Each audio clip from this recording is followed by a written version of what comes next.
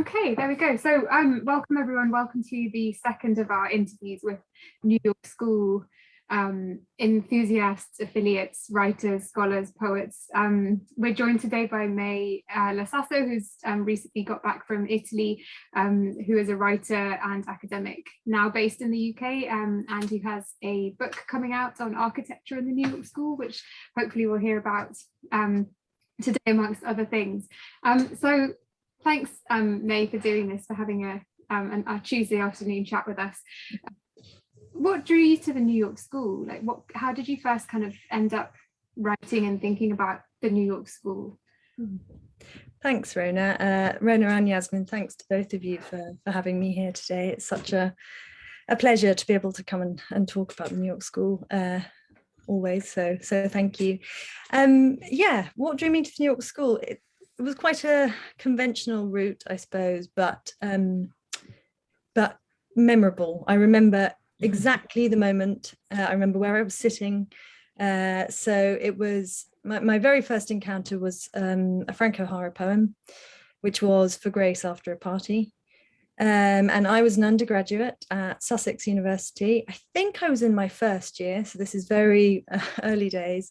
And I heard it in a lecture which was being given by Keston Sutherland. And at this point, I had very little interest in poetry. I had loved poetry as a small child, and then kind of wasn't really, I was doing an English literature degree. I like novels, but I didn't have any time for poetry particularly. And I remember hearing For Grace After a Party, and just it kind of changed everything for me. I was like, wow, what is that? And it was the way, it's the poem itself. It was the way that Keston spoke about it. And yeah, really, one of those proper memorable change moments. And I think it's interesting that was my first encounter. I think for lots of people, O'Hara is the I do this, I do that poems. And this is a kind of, maybe not what we think of as like typical O'Hara. But I loved it. I found it, and I still do, very moving, and just an odd, but very, very beautiful little poem. And then we looked at a few more O'Hara poems in that course. I remember getting my first copy of Lunch Poems, which, became very special to me. I used that copy for years and years. It was all kind of dog-eared and covered in notes and highlighters and whatnot. I actually was given another copy. I was given the hardback 50th anniversary edition by Maureen O'Hara, Frank O'Hara's sister. I met her in America, and that is, as you can imagine, just like one of probably my most treasured books. It's very, very special, but I have both of them. I keep them side by side on my shelf. So I studied it. I studied O'Hara as an undergraduate, and then, really from that poem, I just chose as many poetry modules as I could. I just wanted to read poetry, and I did a lyric poetry class again with Keston, and we looked at O'Hara and also John Wiener's, kind of New York School-ish, but certainly, orbiting that group, and I loved his work. And then in my final year, I took a single author course with Daniel Kane on John Ashbery, and I just completely fell in love with Ashbery's writing. And I think, if I'm ever asked that difficult question, who's your favorite of the New York School poets? I mean, I can't really answer it. And I think my answer changes depending on who I'm writing about at that moment. But if I had to say, I think it would be Ashbery. I adore Ashbery's writing. And it was I think it was during that module that I really decided, this is what I want to do. I want to do a PhD, and I want to do it on the New York School, and I did. And so I think, it was yeah, as I say, a kind of conventional route through, but a series of moments that just led to where I am. So yeah. I remember when we heard you speak in Birmingham a couple of years ago. Feels like forever ago. I'm trying to count the years right now. 3 maybe, but that you were speaking on Alice Notley, is that right? Oh, was I speaking on Alice Notley? Well, I think we were all accidentally speaking on Alice Notley. I think, yeah.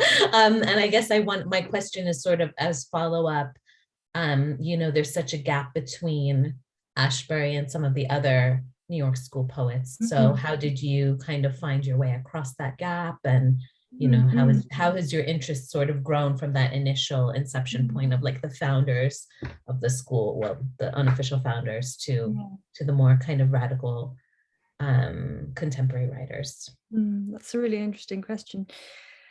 I think you're right. Now I think back to that Birmingham conference, it was quite early in my PhD. I think I might even have been my first year, or the end of my first or second year of working on it, of researching. And at that point I was still playing with lots of, you know, I wanted to write about the New York School, and I wanted to write about architecture, and I was kind of testing out lots of different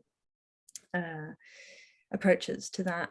In the end, I wrote about the four of the first generation. So I wrote about Ashbury O'Hara, Barbara Guest, and James Schuyler. No Coke? No, I omitted Coke, which was he gets omitted a lot, so that's why. in Andrew's talk.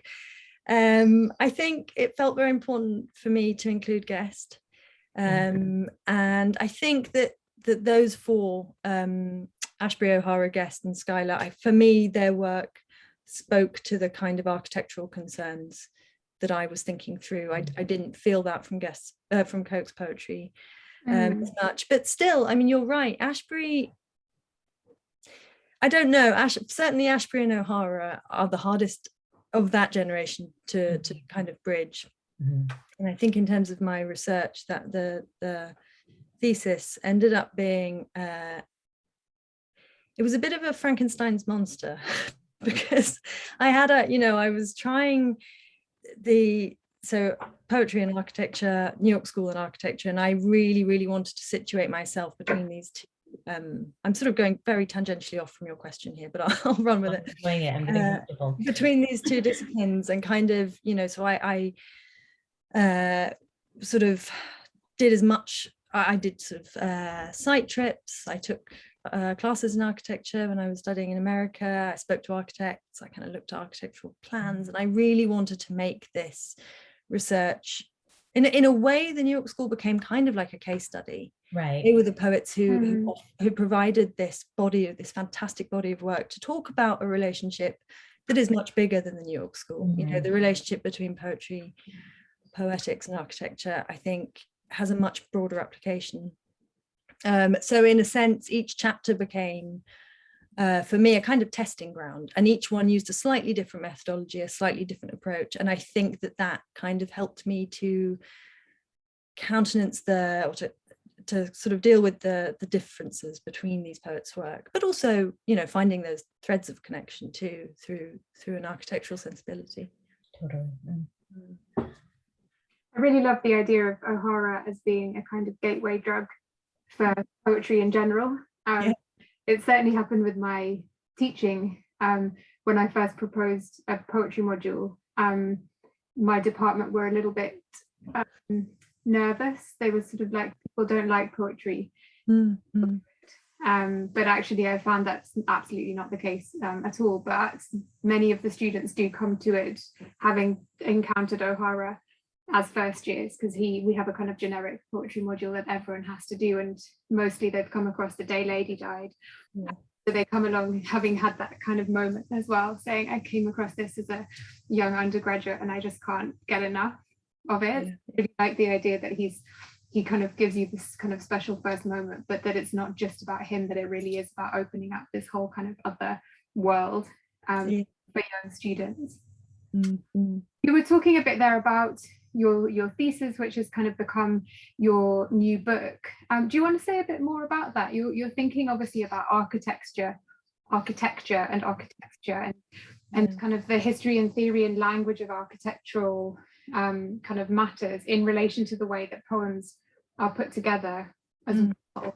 And you've said, you know, you're thinking about these poets as kind of case studies for a larger question about the relationship between poetry and architecture. But I wondered, you know, I'll just ask you to say a bit about the book kind of generally, but in the sense in which thinking about architecture kind of allows us to approach these mainly canonical poets now in new ways.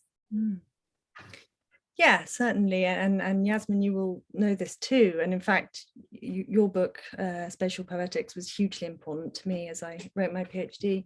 But these poets, we talk a lot about them in relation to visual art, to painting, and sometimes to dance, and other disciplines and media. But I think the question of space and architectural practice, urban theory, which was less in I didn't really think about urban theory, but I know that was important to your work, Yasmine.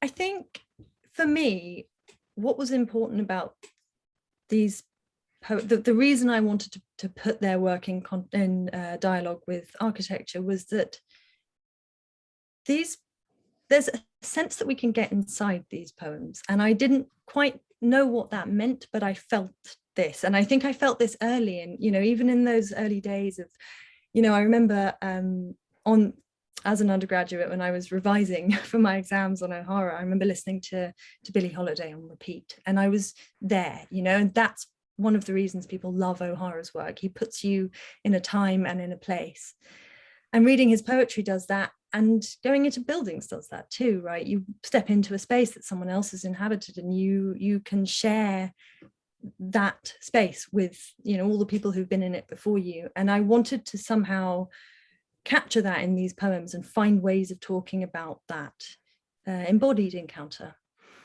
And therefore I really, really wanted to think about the ways in which a poem might behave like a building, or might be put together like a building. And so, yeah, for me, it certainly opened up new ways of talking about these poems. Perhaps the chapter I felt this most strongly in was my Ashbery chapter, in which I sort of sought to reclaim Ashbery from the charge of surface poetics. I think he's so often spoken about as a poet of surface, and there are surfaces all over his work, the sheets of ice and the skaters, or the mirrors.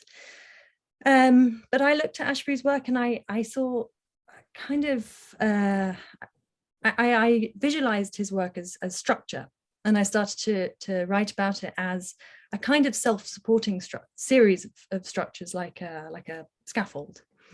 And I then sort of looked outwards at, what building typologies or movements or styles could we think about in relation to a poem that's a scaffold or a structural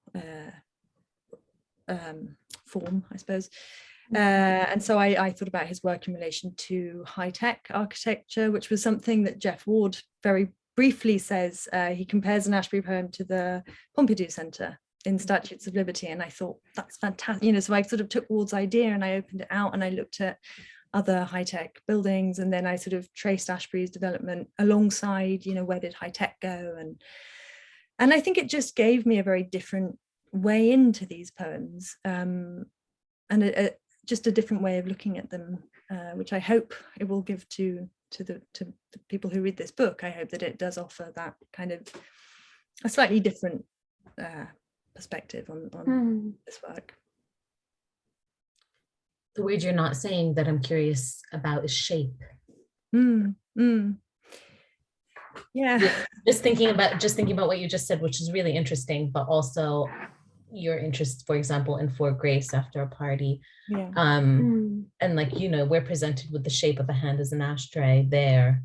And shape kind of offers like a negotiation between I don't want to say criticisms, but suggestions that Ashbery's work is surface, and other suggestions that it's like deeply philosophical, right? Yeah, I guess I wonder, because I haven't read your book yet because it's not out yet. I'm very curious about it. And so what we're starting to get in listening to you speak is your theory of, I don't want to say architectonics, but something like it. So if you might give a sneak preview to other people listening of what that theory is of the relationship between poetry and architecture, or the New York School and architecture, that would be fun to hear. Sure. I mean, I think it's really interesting that you point out that I haven't mentioned shape, because I wrote a prologue for the thesis, which will also be in the book, and it was looking for Barbara Guest's Blue Stairs. You know, she has this poem, The Blue Stairs, and she adds this. In fact, this is a bit of a spoiler because this is going to be my paper in Paris. If we make it there, I'll try not to say too much. But she puts this note at the bottom of the poem: the Modern Museum in Amsterdam has blue stairs. So I went to find these blue stairs, and what I discovered was this absence of blue stairs, and it was this kind of it was a really interesting. Sorry, were you? I'm just getting too excited. I'm trying to hold myself back, but this is the Eliot poem, La Figlia che piange, right? The whole poem about a statue that you never find. Right. Or Alice Notley's 101 with that shoehorn. Horseshoe, sorry. Where's the horseshoe? And this was the thing about Guest's poem, it leaves you thinking, well, was this deliberate kind of signpost to nothing, or is there, and we'll never quite know. I mean, I sort of contacted loads of people. I looked through our archival photographs. I was desperately trying to find these blue stairs, and of course the absence of them did something more to the poem. Not finding them was better, I think, than finding them in the end.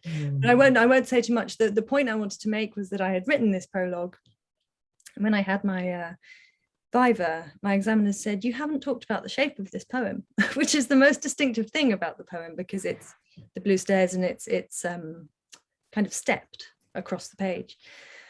And it's interesting that you say the same thing, because I suppose I maybe have a bit of a resistance to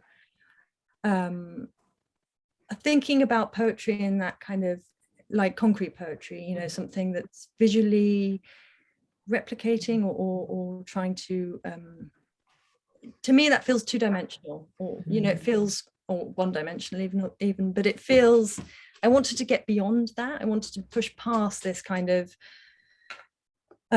question of architectonics and to look for something. So one of the things that I was doing was looking at architectural theory and architectural practice that was happening contemporaneously. So my first chapter on O'Hara thinks about organic forms. It thinks about organic poetry, sort of in the Charles Olson model, but also kind of distinct. And it also thinks about organic architecture as kind of, the phrase was coined by Frank Lloyd Wright. And so I'm rather than kind of taking a building and mapping it onto a poem, I'm sort of thinking, what's going on here at this time? What's impacting the poetry and the architecture that's bringing up in the same city at this moment? How can we push past the shape of a poem on the page? Because I don't just want this to be, this poet looks at this building and writes steps onto the page. It has to be something further than that, I think, which is, I shouldn't have overlooked the steps on the page. And it is, shape is still relevant, but I think that pointing out that absence in my work maybe gestures towards this somewhere else I'm trying to kind of get to in thinking about these disciplines as being in some kind of deeper dialogue with one another. And I think one of my real interests in that was thinking through the shared vocabulary that exists between these disciplines. So for example, in poetry we talk about meter, we talk about feet, in the way that we do with architecture, but in architecture there are a whole load of terms that are borrowed from poetics. So you talk about rhythm, you talk about every term has just gone out of my head, which I discussed in the book, but there's this kind of really vernacular is a really important term. All these terms that crop up across the two disciplines, and how can we kind of start to use this vocabulary and maybe expand and develop it to produce a language for talking about poetry in a more kind of architectural way. So I think, yes, shape has interested me less, but yeah. You want to swap out shape and give in embodiment. I think so, yeah, I think so. And which is odd because I've also slightly resisted space, but of course, you need space in order to get a body in. Yeah. I was really, there was a line from Maggie Nelson's book, Women, the New York School and Other True Abstractions, that was really, really important to me while I was writing this. And it was, she writes that the New York School poets, she writes about the spaces in which they try to get their bodies. And I just thought that was kind of what so much of my work hinged around, you know, how are they getting their bodies into these spaces, or making spaces for the reader's body to occupy. And I think that that was something that I felt even in that first interaction with O'Hara, with Grace after a party. I think there's this sense of embodiment, and how can we understand that in the way that we understand architecture. It's really interesting to think about surface in relation to, or as opposed to, structure, because so often we hear about surface in relation to depth, and obviously that's been discussed a lot with O'Hara as well as Ashbery. His poems are very surface level. Oh no, they're not, they're actually really deep. Whereas actually it's quite generative to think of them actually as structures in which are neither surface nor, they're not about surface or about depth, or they are about both of those things, but it kind of gets away from that binary or that opposition. I'm interested too in what you said there about bodies and spaces and the spaces that they occupy, just because I've been reading and teaching Sarah Ahmed this week, and she writes about the ways in which our bodies kind of come to find spaces or fail to do that. So thinking about poems by the New York School, you're kind of gesturing towards a larger context, and I'm wondering there too about, you know, how poems enable bodies to find spaces where they might not otherwise, to like make spaces for themselves within poems or buildings. What are you working on next? How has this kind of led to the next thing? Are you working on any other projects? Yeah, so a few little things and then a bigger thing, which is in very, very early stages. So obviously writing the book is my most pressing concern right now. Need to crack on with that. I'm working on a couple of small articles. One of them is for Shamma, which is New York Center for Italian Modern Art. I gave a paper there last month, and I'm writing it up for their journal. So the piece is called Definition of Blue, Mario Schifano, John Ashbery, and the Shadow of Giorgio de Chirico. And so Shamma put on this exhibition of Schifano's work. Mario Schifano was, for anyone who might not know, was an Italian artist, kind of Italian pop art, although that's, you know, also been discussed. But he came over to New York and sort of fell in with the New York School a little bit, became very close to Frank O'Hara. He met Ashbery maybe once or twice, but they kind of knew each other's work. And so I'm writing this paper that thinks about color, about how we, you know, about definitions of color. So I borrowed that from the title of Ashbery's poem, Definition of Blue, which appears in The Double Dream of Spring, which is of course taken from a de Chirico painting. And the Schifano painting I'm looking at is called de Chirico. So it's an homage to de Chirico. So I'm working on that. That will come out next autumn. And then I'm working on a piece for Nottingham Contemporary Gallery's journal. So their journal is called The Contemporary, and it's a special edition that's coming out off the back of a critical poetic summer school that I took part in this year, so June, July this year. The summer school was organised by Nottingham Trent University with Nottingham Contemporary, and it was fantastic. It was just this like week of really, really intensive workshopping, reading, you know, loads of really brilliant speakers, poets and artists and scholars, including Maggie Nelson. And the theme was on care. So I'm working on these two pieces at the moment, and I don't quite know what's going to make its way into the journal, but one is a long kind of prose poem, and the other one is a sort of short lyric political essay, but they're both on the theme of breathing and poetry. And so this is the beginning of my next big project, which I kind of don't want to say too much about, because I'm still in an application process, which always feels very weird, because you're like, oh, you know, it's all very kind of tough. But yes, hopefully that will kind of happen in some form in the not too distant future. And it will include it's going to kind of look at poetry across similar period to the book, kind of post-war up to now, up to kind of contemporary poetry. And there will definitely be some New York School voices in there. So I think O'Hara might make another appearance, and Alice Notley and Mary Baraka, and others. So that's, yeah, hopefully the next thing that will happen. That's great. Someone once told me that he wrote many hypothetical books every day when he was doing applications, and I latched onto that. That it's just sort of, because you do find yourself pitching things with kind of bated breath, and yeah, exactly. And then some of them come into fruition and some don't. So it's exciting to hear. Yeah, so we'll see. Or just take a totally different shape. Mm-hmm.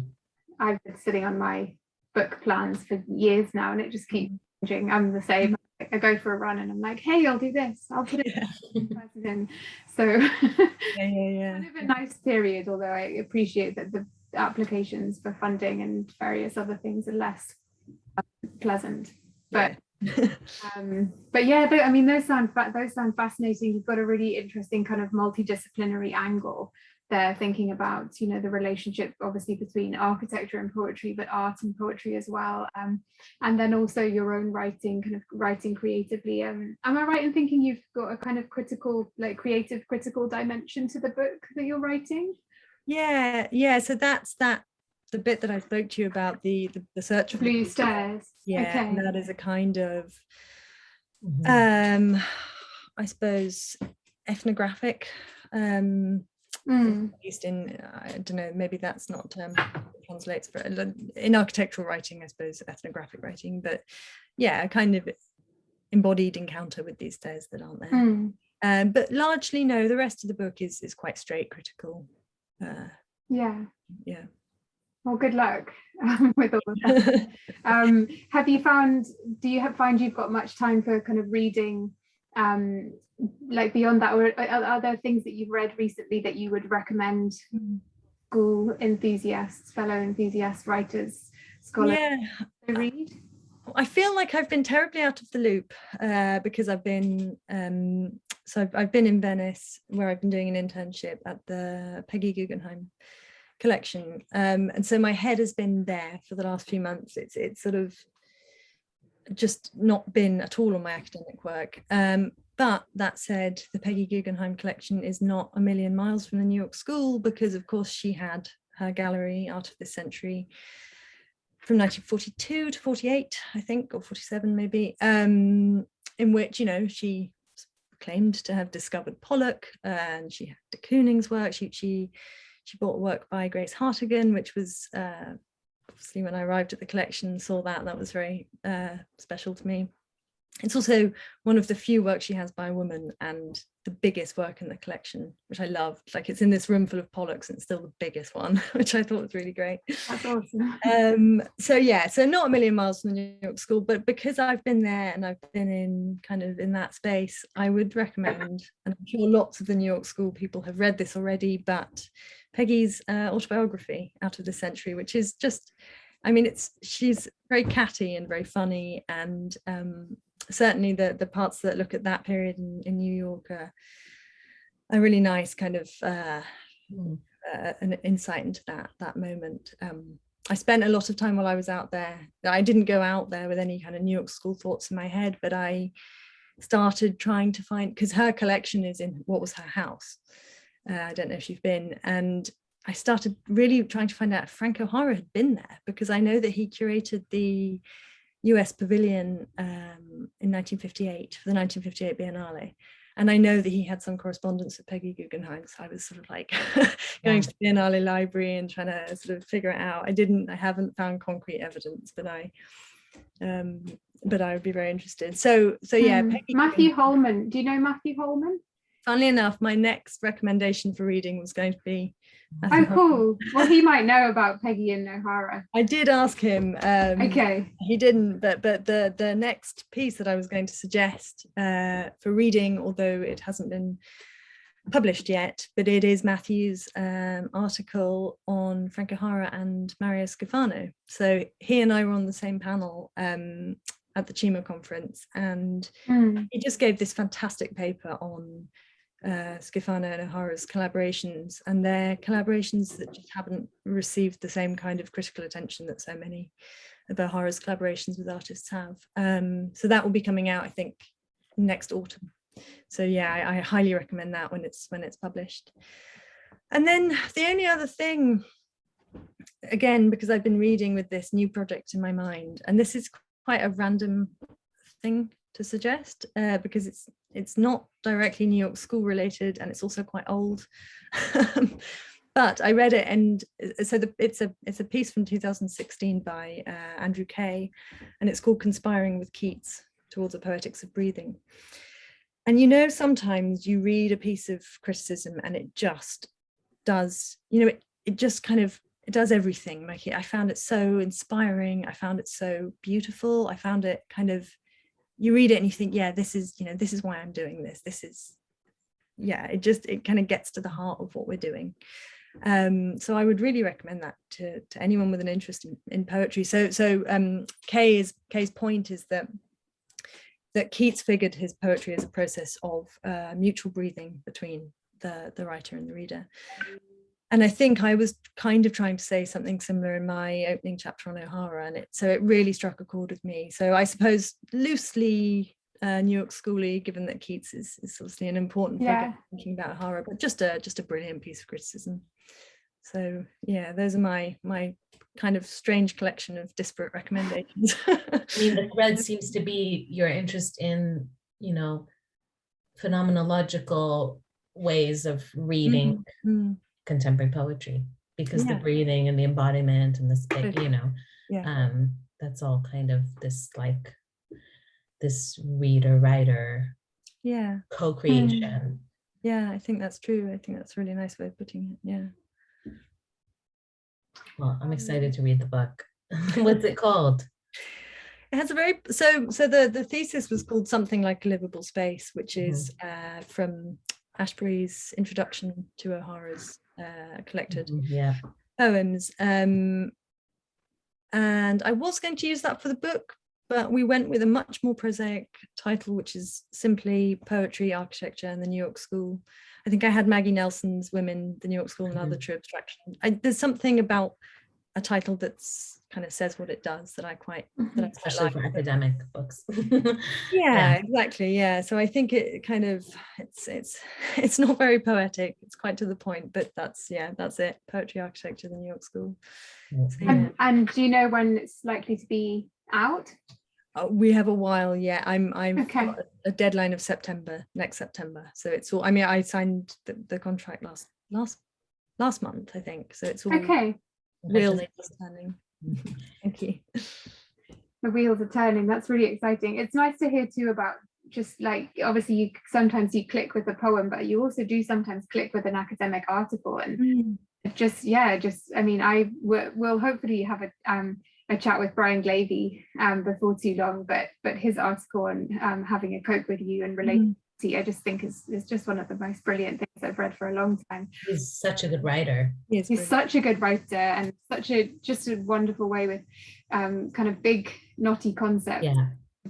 Just really brilliant piece. Do you do much teaching? Have you managed to do much teaching, or is teaching something that's like happening right now or happened in the past? And if so, do you teach New York School? Have you had experience of teaching New York School writing at all? Yeah, a little bit. So again, something else that I'm feeling out of the loop with, I haven't taught since last spring. So the last time I was teaching, we just moved everything online because of 19. So it feels like a very, very long time ago. And it was while I was finishing my PhD. And so I was doing a little bit of teaching at Royal Holloway, just kind of as a VL. And I taught on an introduction to poetry course. I taught it 3 years in a row, actually. And there was a little bit of O'Hara on there and also a little bit of Coke. But I always used to find, I mean, exactly as you say, Rona, so many students love reading O'Hara. And they kind of, you know, they want to read more, and they kind of get really excited by it. But I always used to like it when I got a student who didn't like O'Hara, because yes, we're so used to, amongst us, amongst the 3 of us and everybody in our kind of New York school network, we're all used to shoring it up, our love for these poets and our love for their work. And every time you come up against someone who just feels alienated by, I don't know, the name dropping, the voice, the style, whatever it may be, it kind of forces you back into a confrontation with the poem. Think, what is it about this that I love? What is it that you don't like? What is it that, and it just always produces such generative conversations, and also with the rest of the room, because you do get students who love it and they're kind of, no, it's great. And, and everyone is trying to say what's good and what's not good. And so I've always found that really, really interesting. The voice of no is so much more generative. Those contexts than the voice of yes. As you're saying, it makes you have to kind of spell out your theories out loud. And sometimes talking about liking is really hard. And I also feel that people who resist O'Hara, because I live with one, do so because they resist some sort of, the kind of loosening of traditional structures that he promotes. So it's like, it's a kind of threat to art at large. It's not just, about, it's, the stakes are very high. I agree. But useful to sort of step back from that and think, okay, and to appreciate what it is that they don't like as well. I think, I can see, I don't agree, but I can try to understand. And it, sometimes we change, sometimes we have a long conversation and they change their minds. Sometimes they don't, and that's totally fine. I mean, our job is not to make our students like the same poems as us at all. And it's great to have a student who, feels strongly about poetry.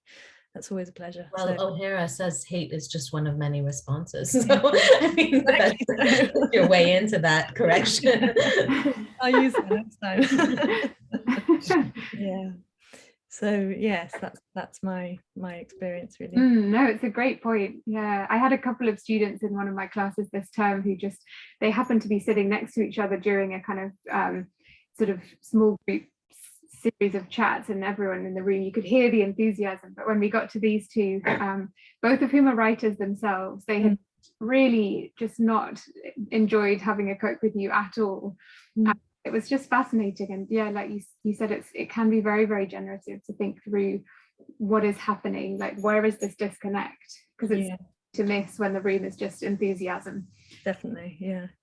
And also to continue testing out my theory that for my own sake, that if you don't like O'Hara like strongly, you probably love Ashbery. It's so I like to kind of play with that whenever there's a chance for no reason other than self-validation.